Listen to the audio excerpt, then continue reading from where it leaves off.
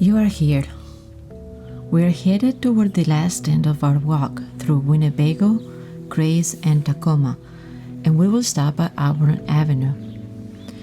You are here, and so am I. And in being here, we remember the people who are not there anymore and those who have been made invisible, or rather, attempted to. There are many layers to these spaces, and by unveiling them, we find what was there even before. What comes now are fragments of memories and registries found from multiple sources, some verbal, some online, some formal, some rather informal, all rescued in one way or another. The Winnebago Nation, from which this street takes its name, extended from the today Wisconsin-Minnesota border to central Wisconsin and north-central Illinois. Two counties, one in Wisconsin and one in Illinois, also bear this name. This name is obsolete today. We know them as the Ho-Chunk Nation. A page of West High School alumni reads, "Because of its strong fishy odor, Algonquian Indians called the lake and its residents Winnebago, meaning smelly water. But the Winnebago called themselves Ho-Chunk, meaning big voice, their original tribal name. Ho-Chunk Winnebago women farmed corn, beans, and squash, while the men fished and hunted deer, buffalo, and small game. They lived in rectangular houses with birch bark shingles. Some of the unlanded Ho-Chunk were given homesteads instead of being sent to reservations.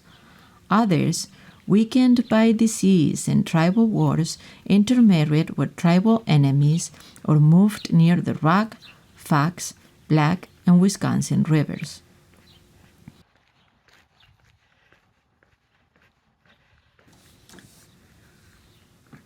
When West was a high school, the mascot was Chief Wahoo, the alumni resource says, a caricature of a typical Indian warrior. That was about all many of us knew, if we thought about it at all. Actually, a few miles down the Rock River was the homeland of a real warrior, Chief Black Hawk.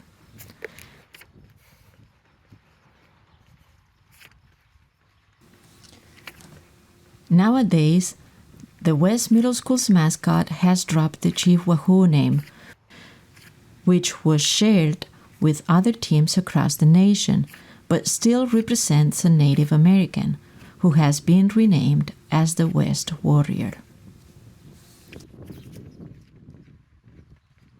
We are walking down Tacoma Street. Tacoma is a word in Puyallup and means snowy mountain. The Puyallup lived in nowadays Washington State, and both Puyallup and Tacoma are now cities near present-day Seattle. We are now approaching Auburn Avenue. There have been so many businesses there. You remember the Green Shutters, which sat down below on the Rockton and Auburn corner, a cute little restaurant where your mom used to take you.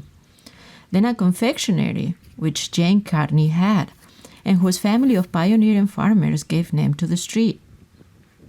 You remember there was a barber in the back part of the Rockton Avenue side. There was the Carney farmhouse, the yellow house next to the O'Reilly nowadays, and you say this farm extended almost up to Ridge Avenue. His daughter Jane was a good friend of your mother. She was the one who had the confectionery, and Carney's son Claude was a good friend of your uncle. They used to go fishing together. You think that there are nice houses here. The Green Shutters was later Vicky Burger and sat at the southeast corner of Rockton and Auburn, where El Burrito Loco is today. Later Jerry's and Skeets for a while, between Green Shutters and Vicky's. You remember that it was painted forest green with a green roof. You remember going there before it was remodeled into Vicky's. Then the building was demolished for the widening of both streets. Then the current building was built in the far back corner of the lot and opened as an Arby's. We now look for these places, identify them, and map them, to relive the memories step by step, to not forget, to consider that as we are here, many were here before, and that we share the space with those who will come after. This is the end of the walk.